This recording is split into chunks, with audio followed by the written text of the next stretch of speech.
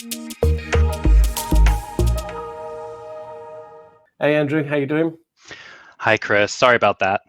No worries at all. I was just filling the time while you arrived. So yeah, thanks for joining. So I normally do a bit of an intro of how I met. I think we haven't met in person, but on LinkedIn, seen all your content, and I thought it'd be a good topic to talk about the role of the analyst and what's in the future for it as well. So do you want to give yourself a bit of an intro to the audience and a bit of background?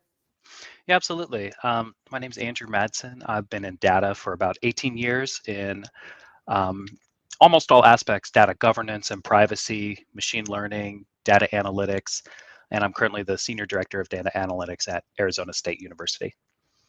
Cool. Well, thank you for joining, and thanks for the intro. So, I think we've got a few bullet points that we put out there, and this is a general conversation, and leveraging your experience from your career journey, and I can delve into a bit of mine my days of an analyst as well, but it's not as up to date maybe as yours. But yes, what do you say makes a good data analyst?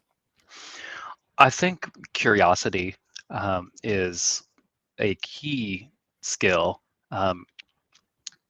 When I've worked with teams, there's often data analysts who aren't curious, and they receive a request and they deliver exactly what they were asked for, and great. But the analysts who are really curious about the business problem and the underlying factors and learning more, they tend to excel. I find that they're always upskilling, they're learning something new, they're helping their teams. So definitely being curious. I think secondly is empathy, being able to put yourself in the shoes of your stakeholders and really trying to understand what they're trying to accomplish and their problems, and aligning yourself with the business really takes a good analyst and makes them great. Yeah, I think you just hit the nail on the head about connecting it to the business. And I think the world of data, we've had many roles: data engineers, big data engineers, Hadoop engineers, ETL developers, report writers, or whatever sort of part of the journey. I think there's different characteristics of people and what they like to do, and where they would fit into that career or that role for them. I think understanding all the pieces of the puzzle is great, but if you have a tendency to solve problems and then understand those business problems, I think the data analyst role is probably more suited to you, or maybe a data engineer that's very much more technical, focus on automation. So would you say that's a good line in the sand between the two roles? I think data engineers as well, I think they may have less interaction, and they typically have less interaction with the business directly, but those same characteristics of trying to understand the curiosity of what are we ultimately trying to accomplish, or what's the downstream impacts of the work I'm doing.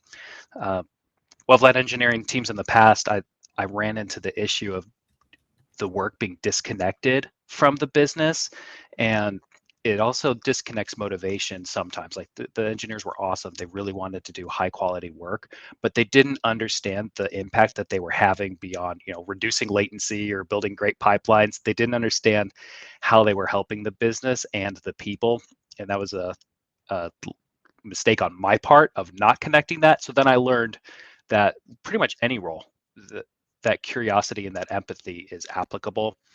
How much you interface with the business directly will vary. Yeah, and I think that's the interaction part. If the engineering or the analyst team is just working via a load of tickets, Jira tickets that have been written in a very standard way that's disconnecting actually from what the end goal is. They think they have done their job. They've solved that ticket, but without the context of what the ticket is part of or where it fits into the bigger picture. I think that's been a problem in the data world, and we're always trying to solve it with new roles, and maybe that product owner, that product manager role. But I think that the data analyst is you can badge it as a different title in a different organization, but there's a lot of product thinking that goes into into that analyst role. Absolutely. So for the technology part, so when the default, and I know you do a lot of posting about Tableau and tips about that, and I think some people seem to go straight to the technology and think the role is just about that technology. Do you think that's a common mistake? I think so, and it's probably in large part due to how we talk about getting a data analyst role. We focus on those hard skills of learn Tableau. The way we present it is learn Tableau, learn Excel, learn statistics, but we're not providing the context of like, here's the business problems that you could solve, and then lining up the technologies to solve those problems. And so then when entry level analysts come in, they might have those blinders on of like, what do you do for work? I do Tableau, like I do Yeah. Excel, versus like I support XYZ business unit in achieving these outcomes. Yeah, totally agree. And unfortunately, like on LinkedIn, for instance, that's what gets traction. So I have no principles. And I'm like, well, this works. And people are super interested in the technical side. And if you can do something technical, like you create your first dashboard, it feels really good. Yep. But we are missing that other component of like, what's the larger context? Yeah, but I think having the audience you've got with the Tableau content gives you the ability to provide that additional, like today, of saying that it's not all about Tableau, it's about solving the business problem. And I think that something that's made a big comeback recently is data modeling. Everyone's now focused on it again. And it was I called it the lost art for a little while.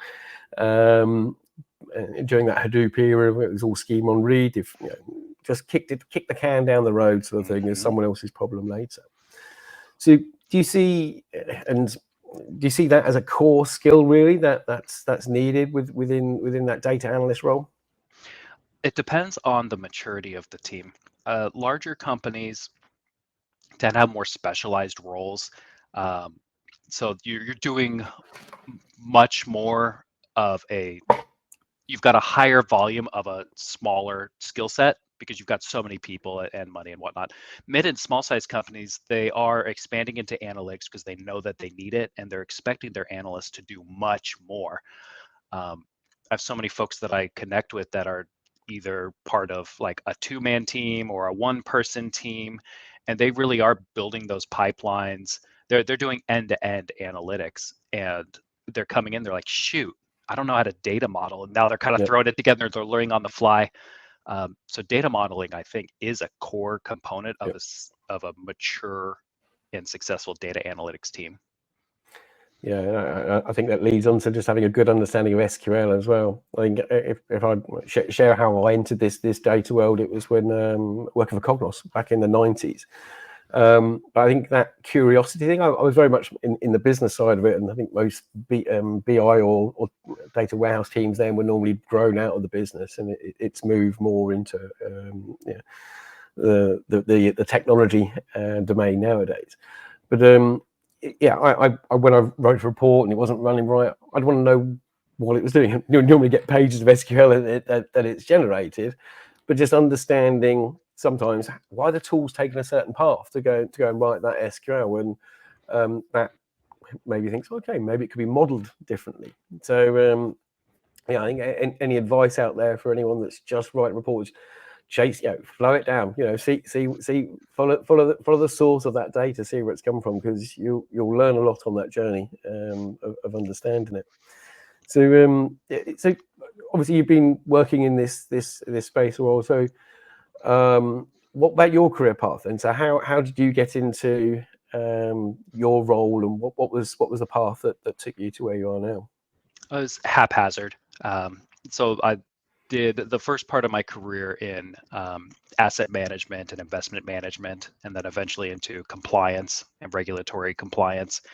And I was using statistics a lot, and I had a lot of issues that would get escalated to my desk, and I had to figure out a framework for identifying the level of risk and if it's a risk, and is it a risk all the time? Is it not? So I started delving deeper into statistics and machine learning. Can I start to predict the risk?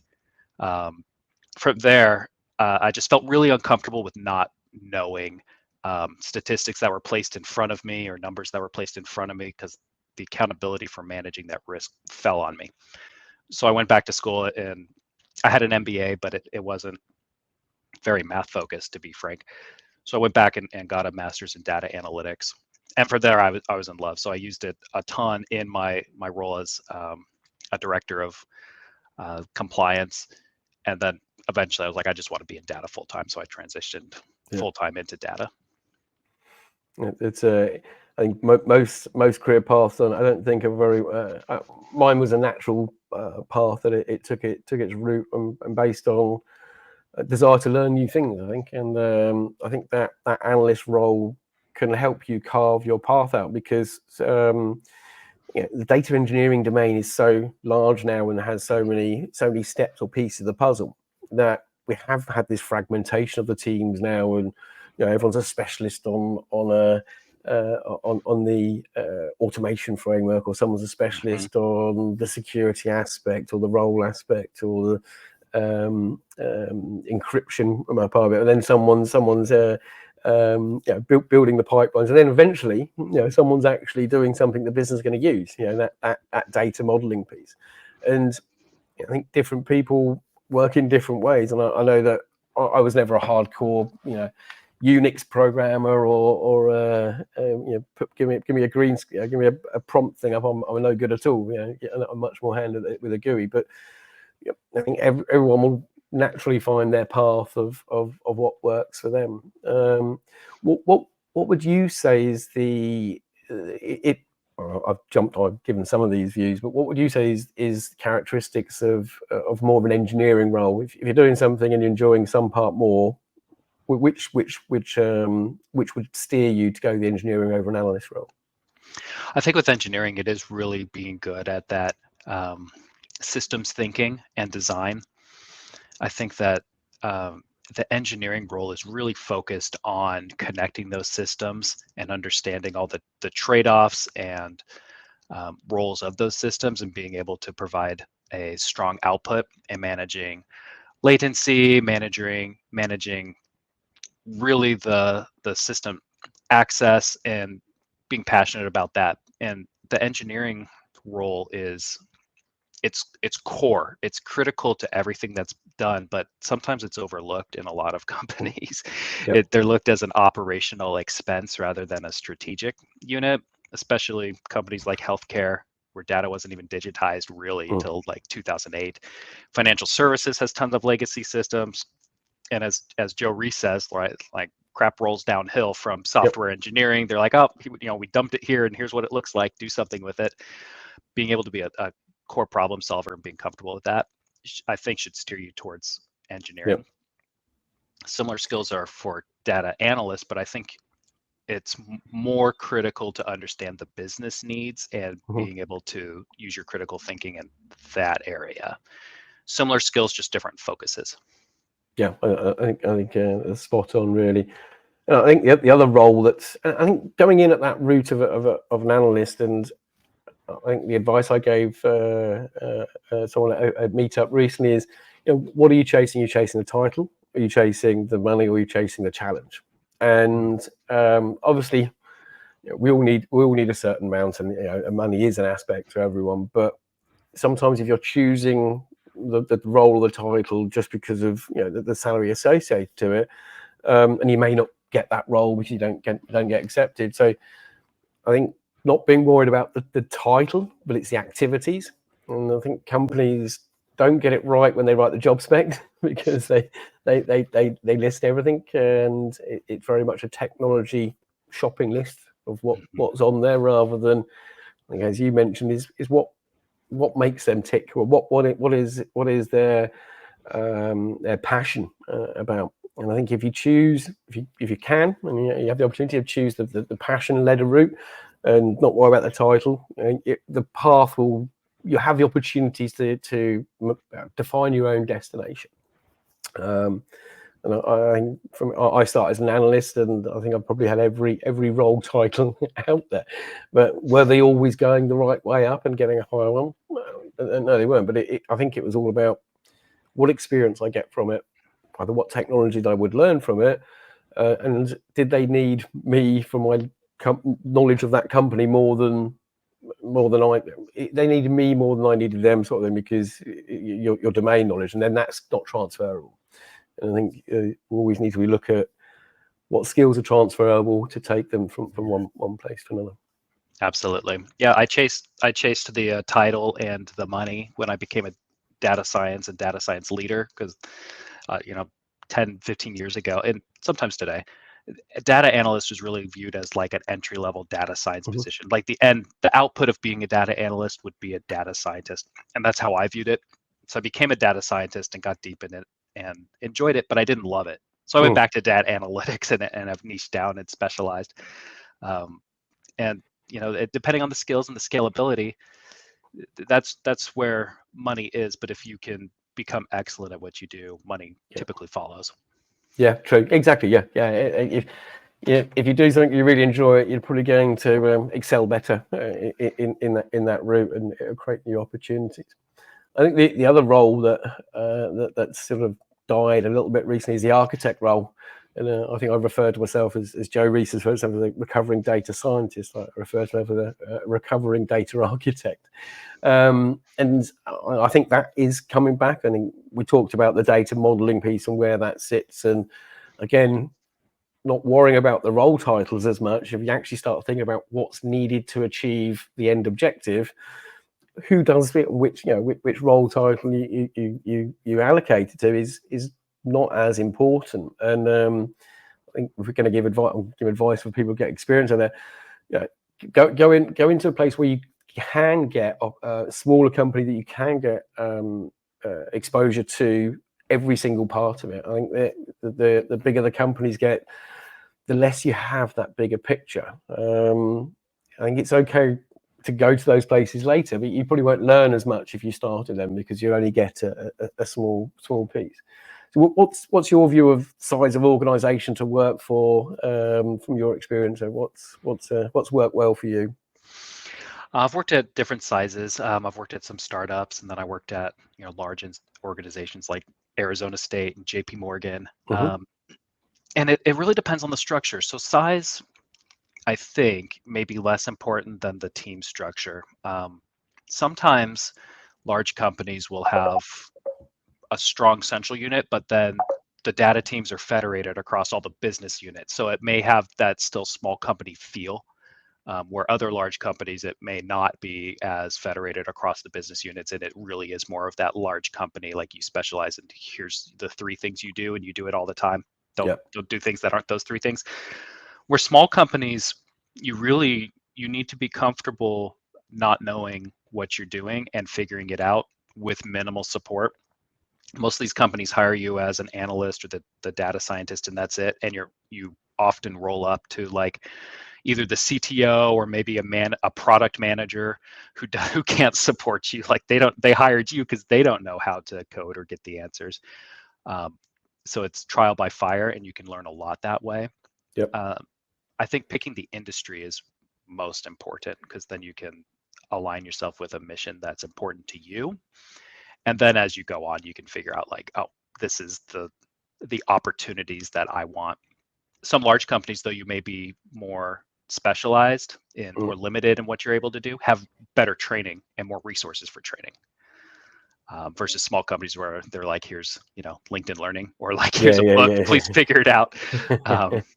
So lots of trade-offs.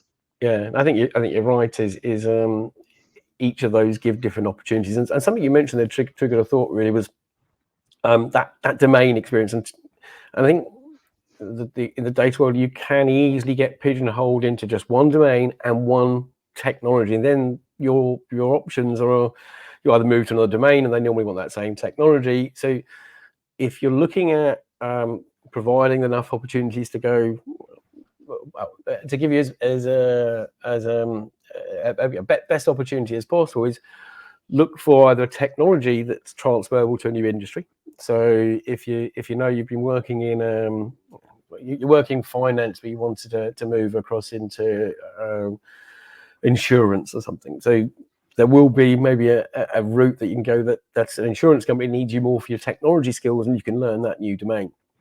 So I think that's a good route to providing, well, one, making sure you, if you don't know, if you worked in a different industry, you don't know if you're going to like it as well. So I think that's one to give you a different perspective on how I think. The other thing is it's a new challenge sometimes. That's what I found is, once you know how the data or how organization works, it's not as challenging. The same request, oh, I know how to do that. I've already got a script for that one before. And I think, taking some technical skills to somewhere that you've got now to apply them to a whole new domain. And I always like, well, doing what I do in consulting is every company has different problems, and it's always nice to think, oh, I never thought about that. For a supply chain logistics of how they're using data to optimize that. Whereas working for a loan company, everyone knows, okay, interest, loan, payments, it's quite simple. So I think that's something I've found. So we got So how we talked a little bit about, been around a little while, is how the roles changed over the years. So we've had that data science piece where I think most of those data science roles were actually data analysts, but maybe had a bit more mathematical element to it, or using the math skills a bit more. But how have you seen it evolve, and where do you see that? How do you see it's changed over the years? I think, in the last 10 years, 10 years ago, writing SQL was kind of your expectation and ticket into data analytics. And it's like, oh, they can write SQL, they're a data analyst. But with the democratization of some of these technical skills, now product managers, marketing managers are often expected to write SQL themselves, at least basic SQL. So these data skills have been moved back into the business. And what does that leave analysts to do but to do more advanced analytics, do more product management of understanding your personas and building solutions to meet those personas, doing more at what I call advanced analytics, which is really machine learning. Most analytics teams that I upskill are doing machine learning, which would be what entry to mid-level data scientist would have done 5 years ago, and maybe still do at other companies. I think the analyst role has evolved because these base level technical skills are now easier, automated, they're more ubiquitous throughout the business. You need to find more and better ways to help the business through what I call advanced analytics of, like, how are we going to do predictive modeling? How can we predict risk? Which historically would go to a data science team. Now it lives in analytics, as does what they call analytic engineering, building and honing these pipelines. Maybe there's a data engineering team who builds the pipelines, and then you're honing them and building analytic specific pipelines, or building a data mart for the analytics group. It's really an exciting time to upskill.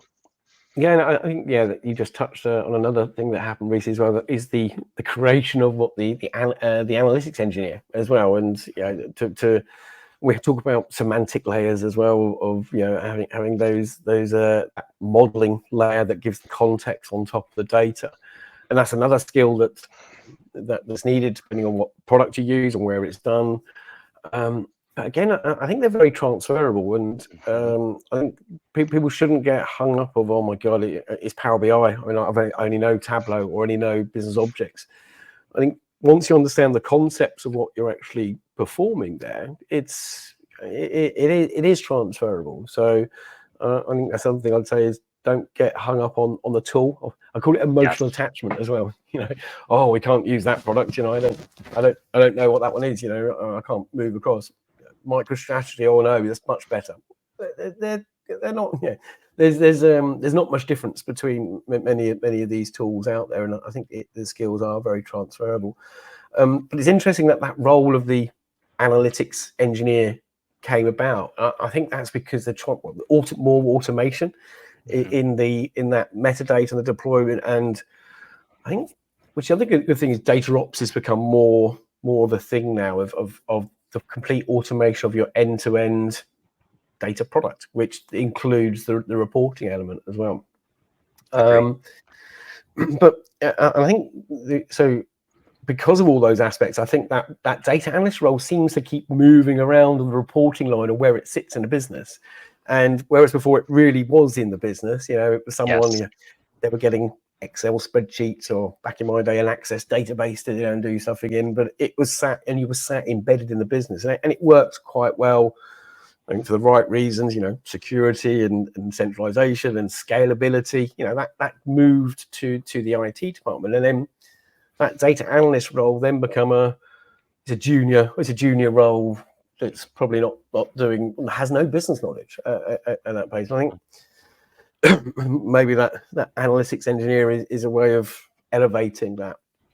So yeah, I think that the title can be very, a data analyst in one company can be very different than a data analyst in another. And I think that's where you get the range in salaries, and I think it's definitely evolved, and maybe it's time for a bit more of an evolution. So now we're going to solve the future. So how do we think this data analyst role should be? Where's the reporting line of it, and what should they do? Where should they sit, and what activities should they perform going forward? I mean, all teams are at different levels of maturity, and you and I live in the tech world, and often we get to interact with these really mature teams who are doing exciting things, and then we'll go out and meet with other companies that we're like, oh, they're still on an Access database, and we need to figure some stuff out here. I think ideally in the future, the data analytics role, in my opinion, goes away. I think that these skills of critical thinking and solving business problems and product management is embedded within other roles. And we've seen that in the past with new technology skills that come out, and then we've got a specialized department or unit that does it, but then everybody kind of learns it, and it just becomes part of their day-to-day job to empower themselves and do it. My opinion is that that's what actual self-serve analytics will look like, is that these important critical thinking and data skills will just be part of other roles. A lot of these technical gatekeeping skills will probably go away with GUI interfaces and whatnot. I don't think that's true for data engineering. I think that has much more of a technical moat. I don't think that that's going to be embedded. Maybe, but I don't think that will be embedded within other roles. But the point of data analytics is to identify and solve problems for decision making, which shouldn't every product manager be doing that? There's a technical aspect and a time aspect, but if we can make that easier and have those skills, if we can remove that layer, wouldn't everybody want to be empowered to actually do that? Not clicking on a Tableau dashboard and be like, oh, where's my metrics today? But really thinking through, what does my data mean? What can I do with it? And how does this impact my decision-making framework? I don't think we need a group in order to enable that. I'd like to enable individuals to do that. Yeah, I think that self-service, autonomy, and all that data product. I mean, we mentioned it earlier, and I think that data product mentality and that analyst, I think, definitely needs to sit in that data product, and those ones should be working very closely with the business. And there's a question out here as well. I'm just going to put it on there as, can the data analyst role? I'm not sure what a BIBA is though, role, but maybe business analyst. Okay, but BIBA. Okay, yes, I get that. So 100%. I think the skills of a data analyst, you need to have some element of data modeling at some point, or some basic understanding of logical modeling and relationships and things like that. I think a BIBA, I think again that's probably from back in my day of what you had a business intelligence business analyst that was working there. I think that role now is either a data product owner or a data product manager. But yeah, 100%. I think that data analyst role can evolve in many different paths, and maybe in steps get you to an architect role or something. So I think it's definitely a good path to go into to find out where you want to go. Maybe just rather than go straight in as an engineer role, because you may not get aspects of some of the things you would have got exposed to as that data analyst, and you can choose your path, choose your destination. Yeah, absolutely. Thanks for the question. So we talked about, I think you touched on a minute ago, data literacy, and I'm on a mission at the moment to try and deconstruct what business value is in that data world. And I think I did a post about this last night, but it's the the data department's not, it's not seen by the business and understanding what they actually do, and I think it's much more well understood in the other departments of an organization. You know, the finance department, everyone knows what they perform. You know, the legal department, it's quite clear on what they do. And I think CEOs, whenever they have a request, I think that the comment or the post I made was that, you know, if you're going to be doing a new product in other countries, you know your accountancy system is going to have to deal with multi-currency and any intercompany transfers or something. Whereas, you know, your legal department, you know clearly, okay, I know exactly that they're going to have the contracts in different languages and to adhere to the laws within that. But as soon as the data thing go, right, okay, I can deploy a brand new algorithm that's going to reduce operational costs by 10%, and we can do this in 7 weeks. Oh, hold on a minute, I don't understand that. Give me a plan, give me a big design, go for loads of like meetings. Whereas the other departments, it's a given. Yeah, you go and do that. I give you autonomy to go and do that. That's your area. But I don't think the data departments have achieved that. I think that's probably because we've been very much in technology pushing. You know, if you need to buy the modern data stack, you need a Fivetran, you need a Snowflake, you need a Tableau, and it's not really what they need. They need an ingest capability. They need a data storage and data and compute. They need a reporting visualization discovery tool. I think that's where I'm hoping, you know, with this data literacy and, you know, the having people working closer in the business, we can start to get that education that it's a given knowing what your data department does, and they're there to help improve your company's performance against its objectives. That's what we're here for.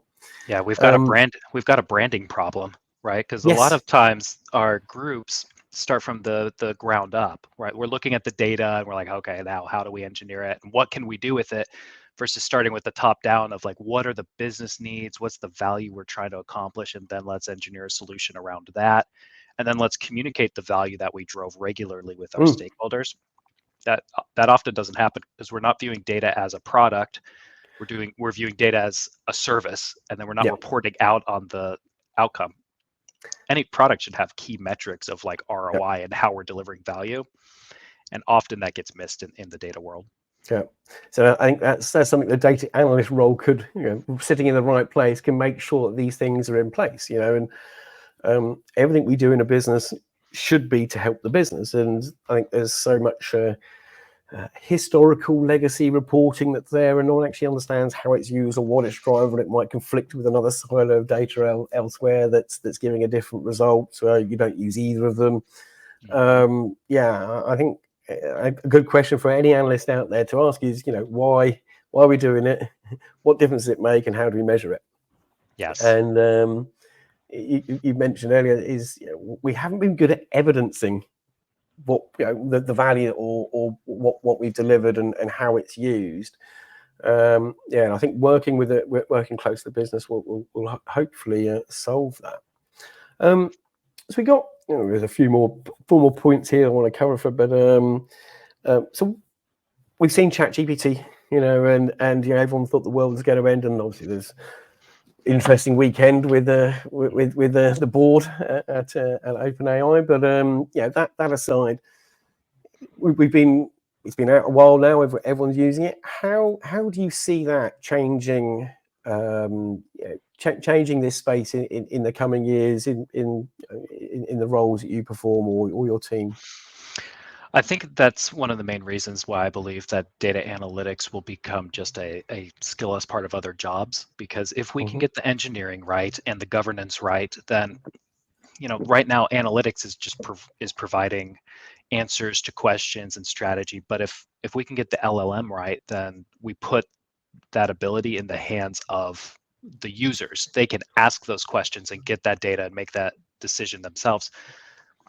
But it also drives a lot of questions regarding governance and fairness and engineering, which we've already seen a little bit of a nudge from with GDPR, of course, but India's rolling out their privacy laws, and we've got CCPA here in the US and several other states rolling that out. Now we're looking at it and we're like, oh shoot, they've got a right to delete data or to request their data. We don't even know we don't even have a single source of truth, and we're now expected to understand all the data lineage of this person's profile and deliver it, or else face regulatory fines. I think, and California also has the right to opt out of automated decision making. So if we are putting what is automated decision making, they haven't defined it. Now we have to consult with our attorneys and some specialists to figure out what does that mean, how does that impact our operations, can we roll out LLMs, can we turn it off for certain people, can we not, what is fair, what's not fair.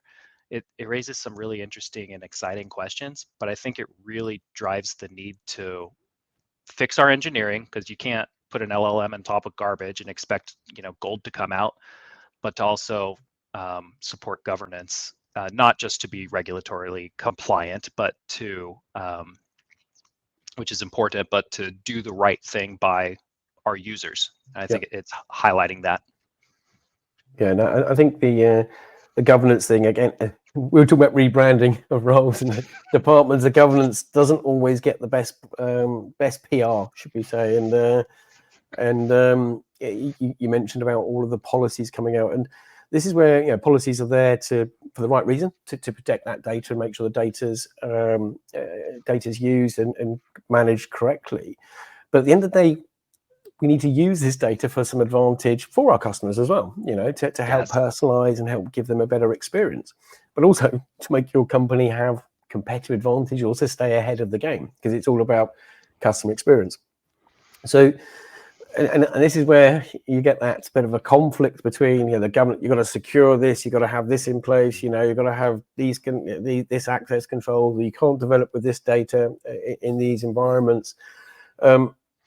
Which is a challenge. And what I found is, working with the policies and words can be interpreted as in many ways. We can't even agree the difference between data, knowledge, and information and wisdom. Right.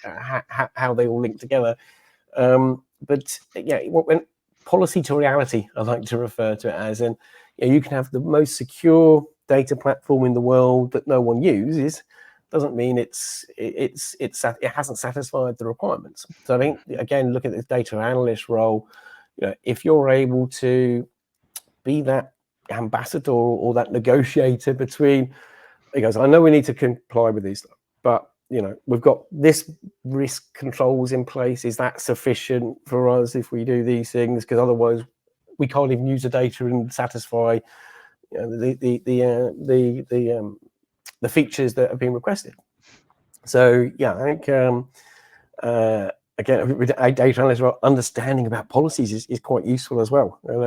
This role is getting bigger and bigger, though, I suppose. But understanding about GDPR or equivalence is also another useful soft skill to have. Yes, and from that user experience, we collect so much data, and now at least the data security literacy has grown, where folks are much more unlikely to be comfortable giving data. So being able to build that trust through the user experience and showing value to the user of, we're collecting this, but here's how, maybe not in the nitty-gritty of here's exactly how we're using it, but showing here's the value we can provide you because of this interaction. I think it built a lot of trust, and I know that's being scrutinized now, because before it was, let's collect everything and anything and everything and store it forever, and maybe we'll use it one day. And now it's much more strategic of what should we be gathering and how should we be using it. Yeah, I think it's that whole thing, data was an asset, and I think you just mentioned it can also be a liability. If you've got it and you haven't got the right controls, and it's not being liability from a risk perspective, also liability from a cost of storing and managing if it's not being used.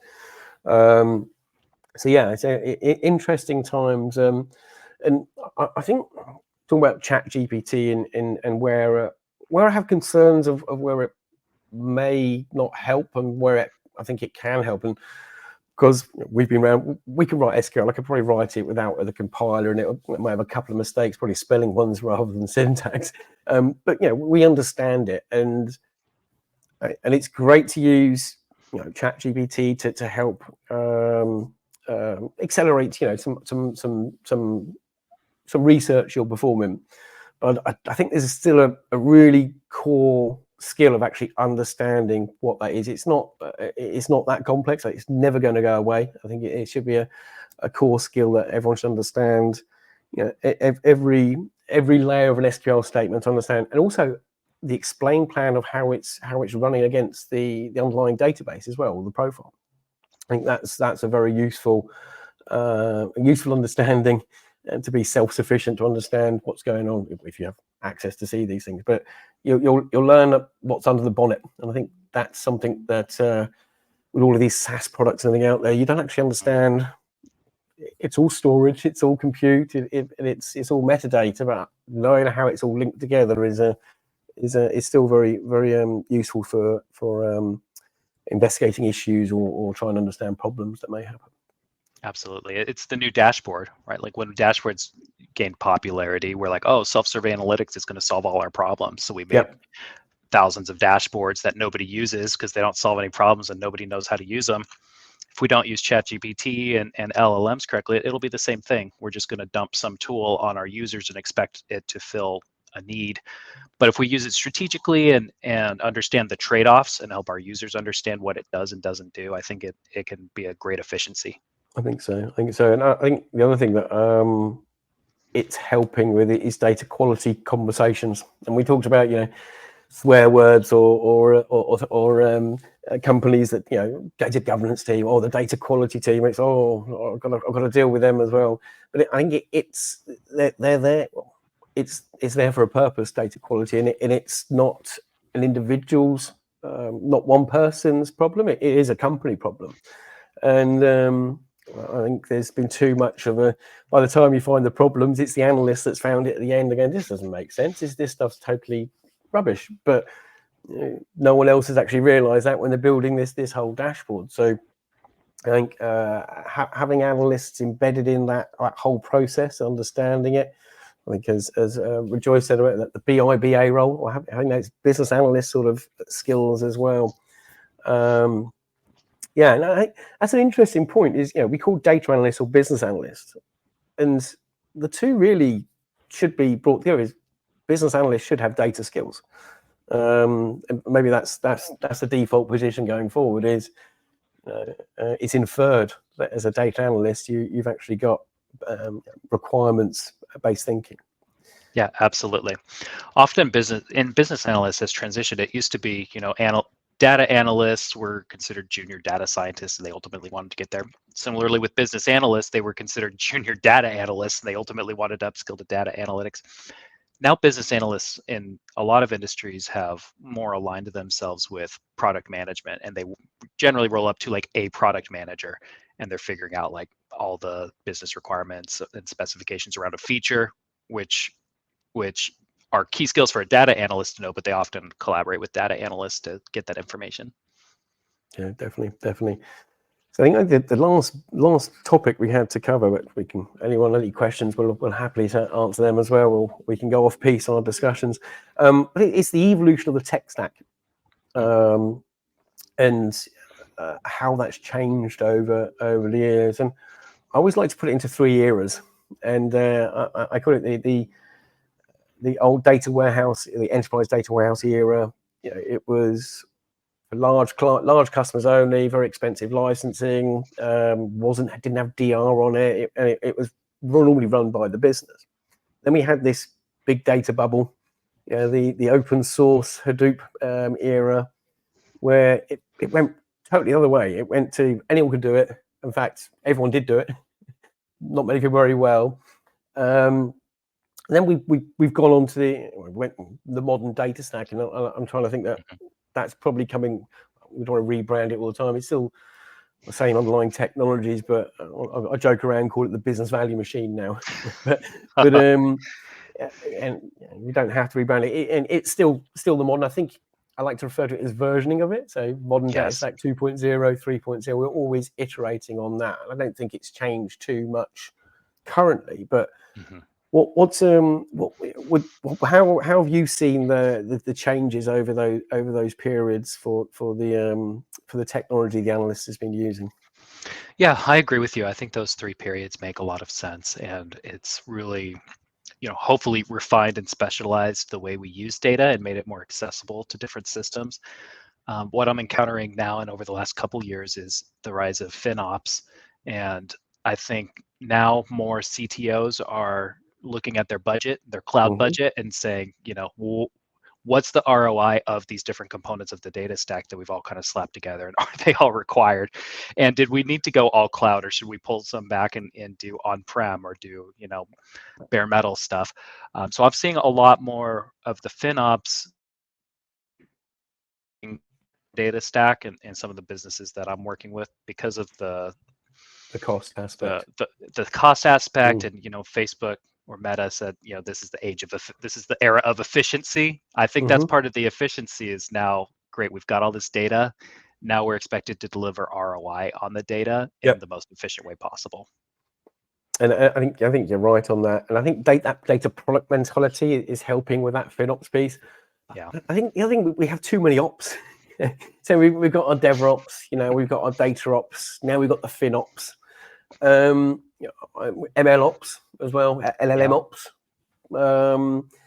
And I think the more we think of these things as different parts, the more of a problem we're going to create, and we're going to go back to this modern data stack era that we've got too many things that we're trying to string together.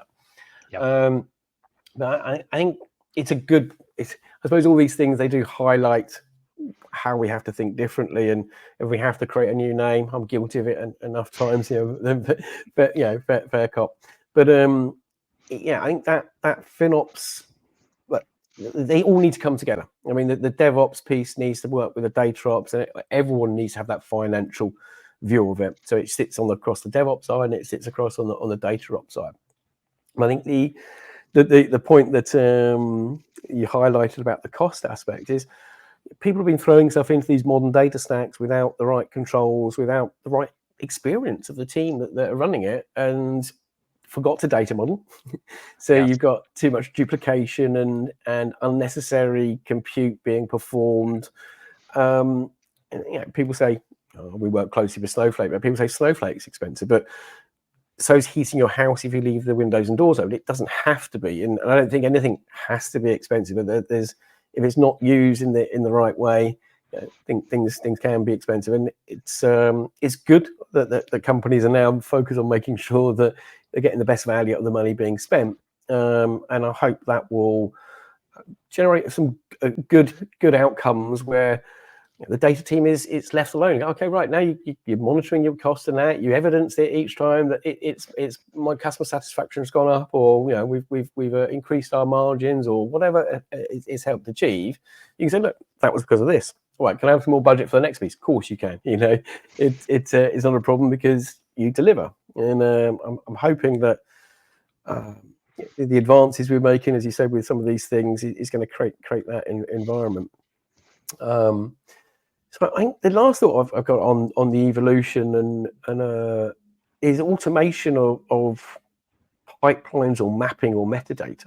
And the more, I think I refer to it as metadata proliferation or a lineage of it, how it travels down. So do you see that as something that is going to help simplify things of subscribing to metadata from source systems that can then be reused? Absolutely. It's a core area of focus for a lot of really mature teams, and it could be a big lift for less mature data teams. Speaking about costs, I've recently worked with a data governance team, not here at ASU, external, where we Mm-hmm. were doing the data lineage, and we uncovered so much unnecessary complexity and processing, and we were able to reduce a lot of that. Mm. One, we were trying to comply with CCPA, and we needed to figure out what's coming from where, but we were able to save the company actually tons of money Yep. by doing that. And there's there are a lot of really good systems now which make it so much easier to automate and subscribe to that. And I think that end-to-end processing is just going to become much more seamless. Yeah, and I think something that I'm hoping will happen as well is you just highlighted a point where you've just gone and saved a load of money on how it was being run. But how many companies, when they do save that money, go, okay, now I've saved that, here you go and do some great stuff with that money in the data department, because I was spending it before, but now what additional things can you do for me now you've done that? And unfortunately, it goes, okay, right, let's save me some money. I'm not going to invest anymore. Right. Yeah, I think, again, I'm doing some thinking in this book we're writing with Matt Housey. It's what mode you're in as an organization. And if you're in that growth mode, you don't care, you're just spending money to go and achieve the end objective. So maybe hiring multiple people doing the same thing because you're there about market share or getting ahead of the game. I think there's that fiscal view, which you just mentioned there is, I've saved money, I'm keeping that, I'm not going to reinvest it. I think the smart thing is use those savings to go and help build your company's capabilities in that data department to give your company some competitive advantage. So I think things are going the right way. I think Agreed. slowly. Yep, totally agree. It's that product mindset that you keep referring to. If there's somebody who's overseeing data as a product, they can catch those things of, look at this efficiency we've created. Now here's our roadmap, and here's where we can apply those savings to further develop our roadmap. Sometimes that piece is missing, but it's becoming more common. Cool. Well, I think I've covered everything, but I think this is probably a recap for advice for anyone out there. So what would be how would you summarize your five tips of choosing a role and a career as a data analyst? First, I'd say don't pigeonhole yourself. Try stuff that interests you, and if it doesn't work, it doesn't work. Try something else. And that's for roles, skills, and industries. Good advice. Yeah. Do that. I mean, so many super successful and creative people started doing something completely different and ended up where they are. I'd say get to learn product and project management skills in addition to the core technical skills. That'll really help you engage with stakeholders and drive outcomes. I would say learn ethics and have that in the back of your mind as you create solutions, and network with folks who are at your level, who have the same goals, who are experienced. Learn what they do, what their challenges are, and develop that community so that you can have some synergy and some more context outside of your current role and aspirations. I'd say the last piece is listen to whatever Chris says on his podcast. It's good advice. Subscribe to Chris's podcast.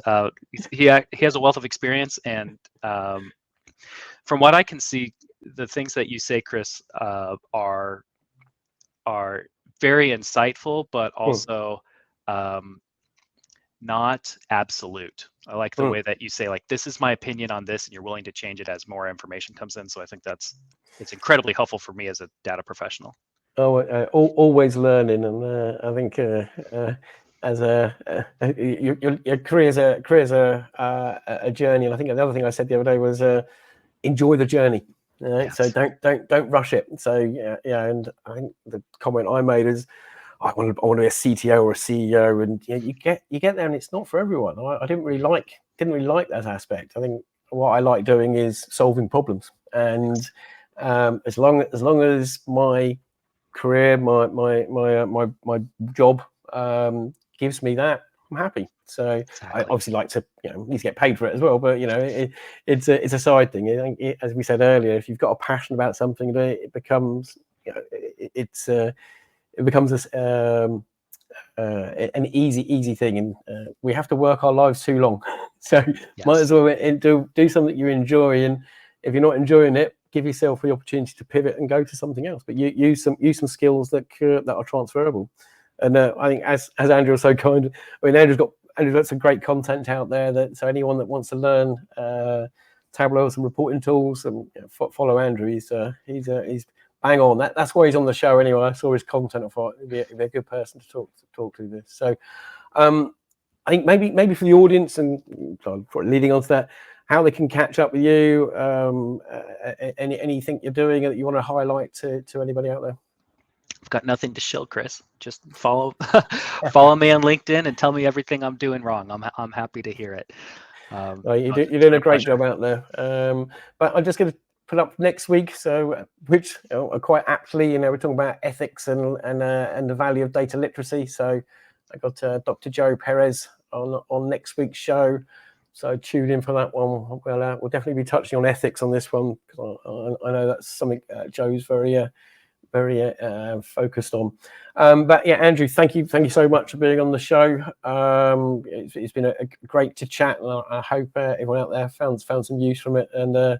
And yeah, until next time. But thank you, everybody. I'm gonna call it a wrap. Thank you, Chris. No problem. Thank you, Andrew.